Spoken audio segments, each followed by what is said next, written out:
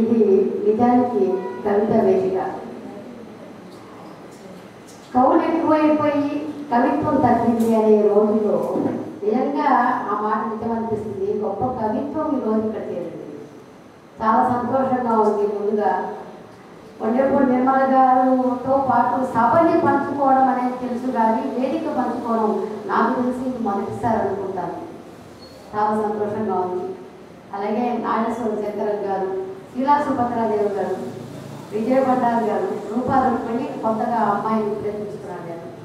So ఈ మొత్తం ఒక కవిత్వానికి ఒక అర్థాన్ని, వాళ్ళలో ఉన్న కవిత్వం మీద ఉన్న ఆసక్తిని అన్నీ కలిపి ఒక పేజీ, సాహితీ పేజీల్లో, తెలుగు సాహిత్యంలో, తెలుగు కవిత్వంలో ఒక పేజీని నిర్మించుకున్న వాళ్ళంతా కూడా ఈరోజు వేదిక మీద ఉన్నారు. వాళ్ళతో పాటు నన్ను పిలవడానికి పిలిచినందుకు మా రేణుకకి నేను థ్యాంక్స్ చెప్తున్నాను. నాకు రేణుకకి పరిచయం 25 ఏళ్ల క్రితం నుంచి పరిచయం. ఆ పాత పరిచయం. మొదట నేను సాహిత్యంలోకి వచ్చినప్పటి నుంచి రేణుక నాకు తెలుసు. మేడం గారు అన్నట్టుగా కృష్ణారావు గారి ఇంట్లో మొట్టమొదటి పడవలో తిన్న దీపం సమీక్ష చేసింది నేనే. అప్పుడు సమీక్ష అంటే కూడా తెలియదు. అయినా సరే నాకు ఒక పెద్ద స్థానం ఇచ్చేసరికి నేను చాలా కంగారు పడిన. అట్ ద సేమ్ టైం ఏం చేశానో మొట్టమొదటి ఆ ఏరియా తచ్చుకుంటే నవ్వు వస్తుంది అక్కడ. సో ఆ రోజు నుంచి చేసిన ప్రయాణం ఇప్పుడు దాకా కంటిన్యూ అవుతుంది. మా స్నేహం పక్కకి పెడితే ఆ పడవలో చిన్న దీపం నుంచి ఆ తర్వాత రచించిన ఎర్రమట్టి గాలి అయితే, మూడో మనిషి, బృందా, ఏదైనా సరే విడిగా తన ఫేస్బుక్లో ఎక్కడ రాసిన, వాళ్ళ మీద రాసిన, నాకు తన కవిత్వాన్ని ఎక్కువగా నేను ఫాలో అవుతుంటాను, చదువుతూ ఉంటాను. అట్ ద సేమ్ టైం తనకు చెప్తూ ఉంటాను కూడా బాగా రాసేవారు. ఎందుకంటే కవిత్వం పట్ల తనకున్న శ్రద్ధ నాకు తెలుసు. ఏ విషయమైనా సున్నితంగా ఆలోచించడం నాకు తెలుసు. ఒక మాట ఏదైనా విపరీతమైన ఆవేశం వచ్చినా, విపరీతమైన ఆవేదన కలిగినా మనలో సహజత్వం మంచి కోల్పోతాడు. ఎందుకంటే ఆ సమయంలో మనం ఏం మాట్లాడతామో తెలియదు. అలాగే కవిత్వంలో కూడా ఎప్పుడైతే మనలో విపరీతమైన ఆవేశం, విపరీతమైన ఆవేదన కనబడుతుందో అక్కడ కవిత్వం కోల్పోయి వచనం వస్తుంది. అలా కాకుండా ఎంత బ్యాలెన్స్డ్గా రాసిందంటే తను రాసే విధానం చూస్తుంటే తనకు అసలు ఆవేశం రాదు. నాకు తెలిసి ఆవేశం వచ్చిన ఒక మాడ్యులేషన్లో ఉన్న వాయిస్ 80%లోకి పైకి వెళ్ళదు. తనకు బాధ కలుగుతుంది తప్ప నేను ఎప్పుడూ ఆవేశాన్ని ఇంతవరకు నేను చూడలేదు తన దగ్గర. నేను ఎందుకు ఈ మాట చెప్తానంటే ఈ పుస్తకంలో ఉన్నంత వేదన చాలా కనిపించింది. కంపేర్ టు బృందా దీంట్లో కొంచెం ఆ వేదన ఎక్కువ కనిపించింది. ఏమిటనే ప్రశ్న కనిపించింది, వేదన కనిపించింది. సమాజ తీరుల పట్ల తన వేదన విపరీతంగా ఎక్స్ప్రెస్ చేసిందేమో అనిపించింది. ఆ వేదన నాకు, ఇంత వేదన నాకు ఎక్కడ ఏ పుస్తకంలో నాకు కనిపించలేదు. అక్కడ నేను చెప్తున్నాను, వేదన ఎక్కువైనా ఎప్పుడైతే కవిత్వం తగ్గిపోతుందని మనం అనుకుంటున్నామో అక్కడ కూడా తన కవిత్వాన్ని ఎక్కడ తగ్గించకుండా చేయడం తన గొప్పతనం. నేను చూశాను ఎక్కడైనా కవిత్వం పోయి వచనం ఎత్తుందేమో అని, కాలేదు. తను ఎంత మొదలు వేసుకుంటూ అక్కడికి కవిత్వం పోకుండా ఎక్కడ చెదరకుండా చూసిన తను ఉంది. అది ఇందులో మెయింటైన్ చేశారు. చెయ్యకపోతే కొండేమల గారు పొగట్టం కానీ వాళ్ళు రాయరు. శ్రీవాద కవిత్వం ఒకప్పుడు నీలిమేఘాలు అద్భుతంగా నిలబడిపోయింది. ఇప్పటి వరకు కూడా మనం చెప్పుకోదలుచుకుంటే శ్రీవాద కవిత్వం ఇప్పటికీ తడిగా ఉంది. ఇంకా ముట్టుకుంటే తేమ తగులుతుంది అంటే కారణం అందులో అద్భుతమైన కవిత్వం, అద్భుతమైన వేదన, అద్భుతమైన తిరుగుబాటు, ధైర్యం ఇవన్నీ ఉండబట్టి ఇప్పుడు నిలబడింది. వాళ్ళు కలం పెట్టారా పెట్టలేదా కాదు, వాళ్ళు చిరస్థాయిగా అందరి గుండెల్లో నిలిచిపోయారు. కానీ ఈరోజు మనం రాస్తున్నాం తెలుగు, చాలామంది మా స్త్రీల మీద కవిత్వం రాసేస్తున్నాం. మేము కూడా స్త్రీవాదులమని చెప్పుకుంటున్నాం. అందరం ముక్తిగా అంటే ఏమన్నా అంటే అరే మేము స్త్రీల మీద రాసేస్తున్నాం కదా, మేము కూడా స్త్రీవాద కవిత్వమే.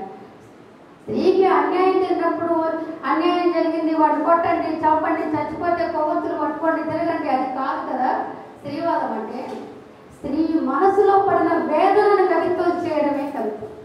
ఆ కవిత్వాన్ని ఎప్పుడైతే నీలిమేఘాలు ఎత్తుకుందో అది ఉన్నత స్థాయిలో నిలబడింది. నేను అనుకుంటున్నా ఈరోజు నా చదివిన దాన్ని బట్టి చూస్తుంటే అప్పట్లో లేబరు చదివిన, విమల గారు వంటిని చదివిన ఒక అద్భుతమైన భావాలు ఇంకా మాటలు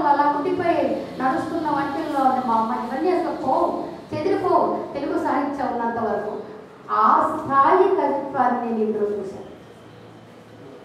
కవిత్వం తడి కనిపించింది రామలింగం, తన ధైర్యం కనిపించింది. ఒక మాట మనం రాయాలంటే ఇప్పటికీ భయపడుతున్నాం కొన్ని పదాలు రాయాలంటే. ఇటీవల ఒక అందాల పోటీల గురించి రాసినప్పుడు ఒక కవిత్వం రాసి నేనే పక్కకు పెట్టాను. ఏంటి పదులుగా వచ్చి పడ్డాయేమో భయం.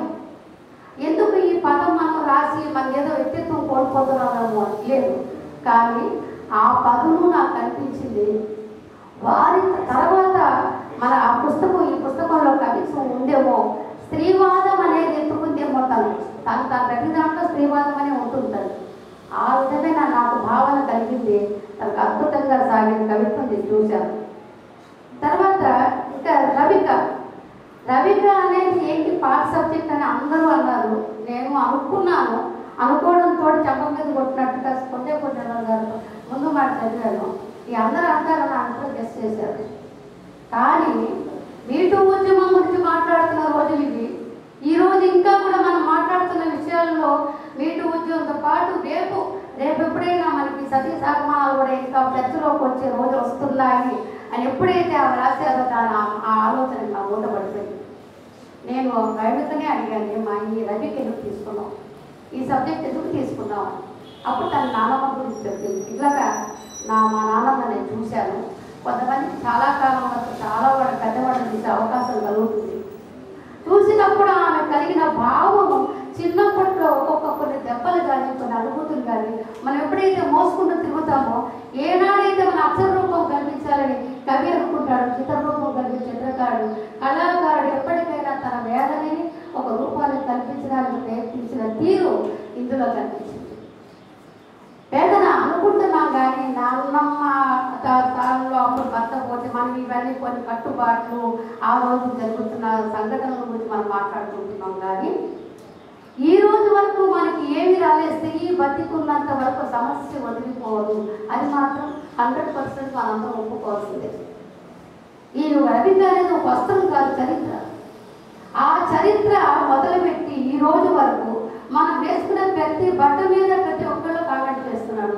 ఎవరు పడితే మొన్న కూడా రీసెంట్గా ఎవరో ఒక వ్యక్తి అన్నారు, ఈ బట్టలు వేసుకుంటే మాకు ఆవేశం వచ్చేదా, మాకు కోరికలు వచ్చేవా.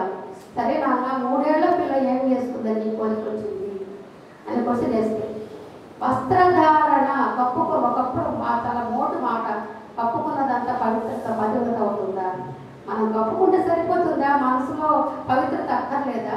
ఇది ఎవరు చూసే రోజులు ఇప్పుడే కానీ కావు. ఈ స్త్రీ జన్మ ఉన్నంత వరకు మనకి పోరాటాలు ఆరాటాలు ఇంట్లోనే లేదు స్వాతంత్రం. మనం మాట్లాడలేము గట్టిగా, మన మాటకు ఒక విలువ లేదు. ఈ రోజు వరకు స్టిల్ మనం ఫేస్ చేస్తున్నాం. మన మాటకు ఒక విలువ లేదు, మన నిర్ణయానికి ఒక విలువ లేదు. మనం ఏదైనా మాట్లాడితే నీకెందుకనే భర్త, అమ్మకేం తెలియదనే పిల్లలు అని ఇంటిలోనే మనం గెలవలేని సంఘర్షణ స్థితిలో మనం ఉన్నాం. అదేవిధంగా ఈరోజు మనం ఉద్యోగ ప్లేస్లో లైంగిక వేధింపులు అయితేనేవి మనం మాట్లాడితే విలువ లేదు, వ్యక్తికి విలువ లేదు. ఒక స్త్రీ అనగానే ఆమె చేయగలదులే, ఎంత మనం సాధించాము అని ఒత్తుకుంటున్నా సరే టుడే మనకి ఇప్పటికీ నీ వల్ల ఏమవుతుంది ఆడదానికి అనే మాట మనకి ఇప్పటికి చెవుల్లో నిలబడుతూనే ఉంది. ఇప్పటికి మనకు అందరికీ తెలుసు.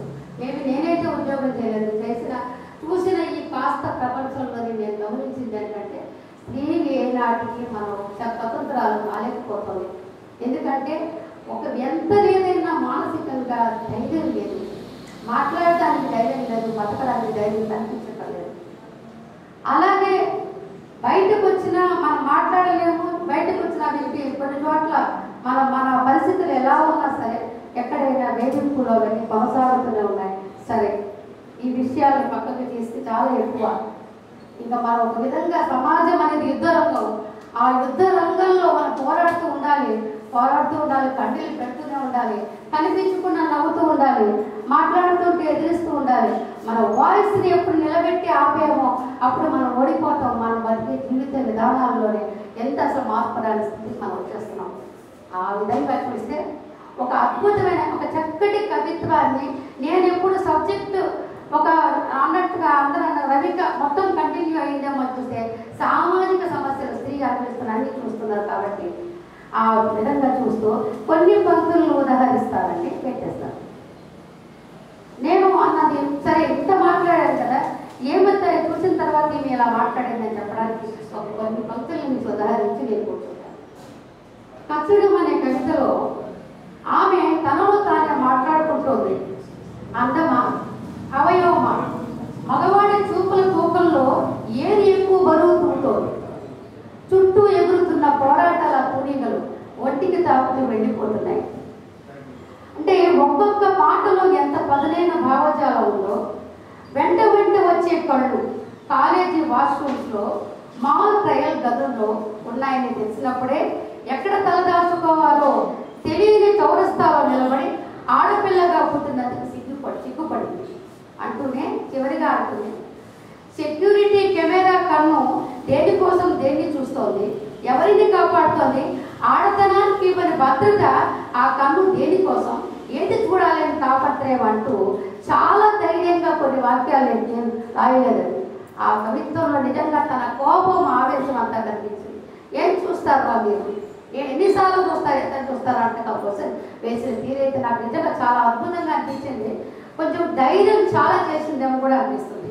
లాస్ట్ వన్, ఆమె నడి వయసులో సింగిల్ ఉమెన్స్ చాలా మంది ఉన్నారు. చిన్నతనంలోని మధ్యలోనే భర్తకు పోయిన వాళ్ళు చాలా మంది ఉన్నారు. వాళ్ళ గురించి ఒక కవిత రాశారు, సింగిల్ ఉమెన్. ఆమె నడి వయసులో సింగిల్ ఉమెన్ లా బతకడం విశాలమైన మైదానంలో వానలో తడవడం లాంటిది. ఇంత అద్భుతమైన ప్రయోగం చూడండి. విశాలమైన మైదానంలో వానలో తడవడం అంటే పొడి బట్టతో ఆమెను చూస్తూనే అందంగా ఉంటుంది. చేతి మీద రాసుకుని తలుపు కొట్టడంలో ఎక్కడ ఓడిపోని వాళ్ళ నుంచి తప్పుకొని తిరగడం, కొత్త చెప్పు కరిచినంత బాధ. ఆ కంపారిజన్ చూడండి.